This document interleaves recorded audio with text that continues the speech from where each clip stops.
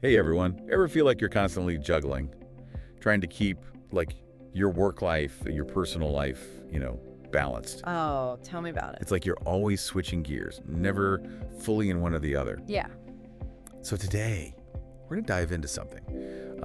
It's called work-life blend. Interesting. And we've got this article, right? It's called Work-Life Blend, when personal and professional merge into one. Okay. And it really has me rethinking, this whole work-life situation. It really does challenge that old idea of balance, doesn't it? Right. It's not about keeping them separate anymore. No. Not in those neat little boxes. It's more about accepting that they can, or maybe should even, coexist. Yeah, they can coexist. This is Unitique. Please subscribe to this channel and like the video. It is important for us and for YouTube algorithms. So what if, instead of always trying to keep those two balloons in the air, we kind of, let them dance together a bit? I love that. That's a great way to put it. The article, it defines work-life blend as, deliberately integrating work into your personal life and vice versa. So it's about finding those moments where the two can actually complement each other, not compete. So it's not about sneaking in a load of laundry during a conference call. Not exactly. It's acknowledging that we're not robots. Right. We have different energy levels throughout the day, and sometimes just taking a break to do something personal can actually make us more productive when we go back to work. Makes sense. Okay, so picture this.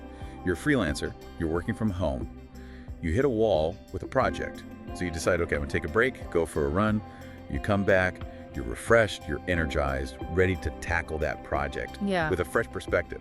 Yeah. That's work-life blend in action, right? Exactly, and that actually highlights a crucial point.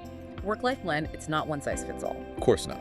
The article, it points out that it's particularly well suited to certain individuals and work styles, think freelancers, remote workers, or people who just naturally blur those lines between work and life.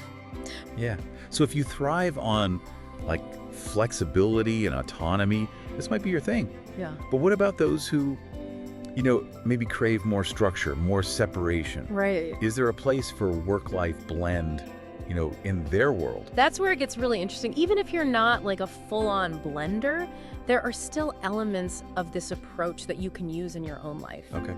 To create more harmony and more, dare I say, enjoyment. I like it. The article talks about the importance of figuring out your peak productivity hours, for example. Ah, interesting. When do you feel most energized and focused? Yeah. Can you structure your day, even in little ways, to capitalize on those times? I mean, that's huge, right?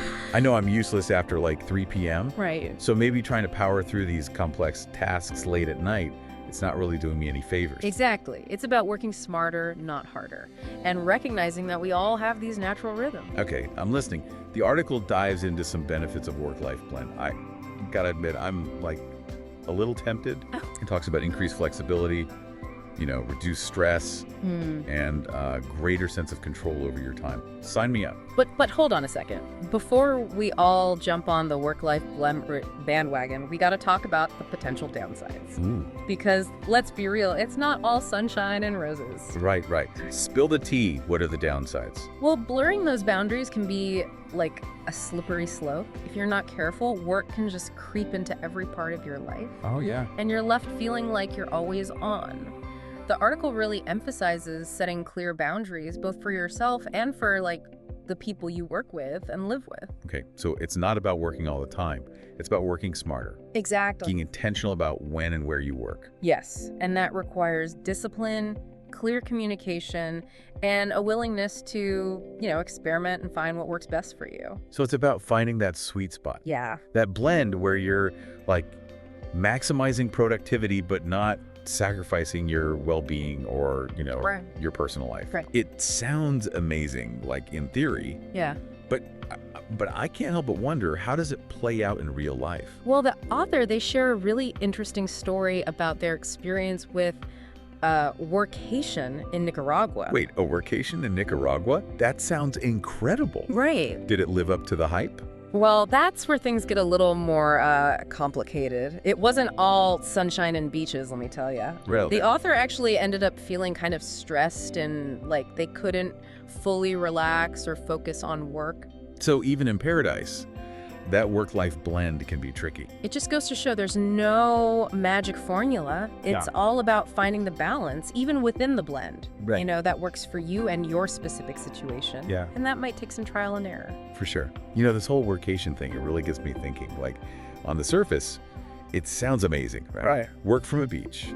I'm there. But like the author found, it's easy to end up doing neither well. Right. You're not really working, and you're not really on vacation. Exactly. It's Yeah. like, is it really a vacation if you're checking emails between, dips in the ocean? Exactly. It's a good point about boundaries, isn't it? It is, yeah. Even when we're trying for this blend, we still need space to, like, truly disconnect, Absolutely. recharge. Okay, so for those of us, tempted by this work-life blend, any practical tips for, like, navigating it? Yeah, for sure. The article had few. Yeah. One that stuck with me was about prioritizing tasks. Okay. It's so easy to feel overwhelmed Oh, yeah. with that never-ending to-do list. Totally. But just taking time to prioritize, even a few minutes each day, makes a huge difference. I'm a big list maker, Yeah, but sometimes it feels like the list is making me. right. Exactly. So prioritizing, like you said. Yeah. And maybe being okay if everything doesn't get done. Exactly. And the article also talked about scheduling tools, like blocking out time for tasks, setting reminders, Oh, using those calendar features like to their fullest. It can really help. I love a good calendar app, Me too. but I'll be honest, I'm more likely to use it for, like, social events Oh, interesting. than actual work. Mm. Maybe I need to rethink that. And speaking of strategy, another thing from the article was communication, clear communication Okay, break that down. Communication with who? with everyone, your colleagues, your boss, your family, friends. Let everyone know your boundaries, Right. your working hours, when you need to be present in your personal life. So it's not just setting those boundaries for ourselves, it's making sure everyone else knows too. Exactly. Makes sense. And remember, it goes both ways. You're upfront about what you need, but you respect others' boundaries too. It's about finding that balance where, everyone feels heard, Yeah. respected. Exactly. And that's what's cool about Work-Life Blend. It lets you personalize things. What works for one person might not for another, and that's okay. The more we talk about this, the more I think about companies, their role in this. Because if work-life blend is going to be, the new normal, then workplaces need to adapt, right? You're absolutely right. The article touched on that, but it's worth, really digging into. What can companies do to support work-life blend? Yeah, like what would the ideal workplace look like? Flexible hours, remote work, on-site childcare. I mean, hey, a deep diver can dream, right? You don't have to just dream. Companies are already doing some pretty cool things. Oh, really? We're seeing unlimited vacation time, stipends for remote work, even those on-site childcare facilities you mentioned. Wow, okay, now we're talking. It's a sign that they're getting it. Yeah. Investing in their employees' well-being, it's not just the right thing to do. Right. It's good for business, too. Yeah, when employees are happy, supported, they're going to be more engaged, productive, more likely to stay. Exactly. It's a win-win. This whole conversation has been so insightful. But before we wrap up, one more point. The article focused on, like, individual strategies. Yeah. What about the bigger picture? How can workplaces support work-life blend for, like, all employees? That's the big question, isn't it? It's not enough for just individuals to change if the whole system isn't changing, too. Yeah, it's like we're at this turning point, right? Yeah. In how we think about work. But like you said, it can't just be on, like, us as individuals. Right. Companies, they need to create places where this blend can actually, work. Imagine a workplace where flexibility is just, like, the norm. Yeah. It's not the exception. Results matter more than, just being there. Right. And employees feel trusted to manage their own time. Okay, I'm picturing it, and it sounds pretty great. Right. But how do we get there? What Yeah. can companies actually do? Well, first, they got to ditch that old 9-to-5 mindset, butts in seats. Yeah. Embrace flexible schedules, remote work, focus on what people actually achieve. So it's about trusting your employees to do the work wherever, whenever. Exactly. And it's creating a culture where people feel okay taking breaks, setting boundaries, Right. without feeling judged. Yeah, if you're always worried about looking unproductive, you're never going to relax. Exactly. Companies can offer practical help too, like tech for remote work, Oh, yeah. training on time management, even things like on-site childcare. Okay, now you're speaking my language. On-site childcare. But seriously, it shows they get it. Employees have lives outside work. Right. And when companies support that, everyone wins. It's about a workplace where people feel valued, respected, able to be their best selves at work. Without sacrificing their personal lives. So powerful. So for anyone listening who's thinking, man, I wish my company got it, what can we do? Start talking to your manager, to HR, your coworkers. Yeah. Share your experiences, your struggles, your ideas. It's about speaking up, both individually and together. The more we talk about this, the more likely things will change. And it's not about expecting, perfection overnight. Of course not.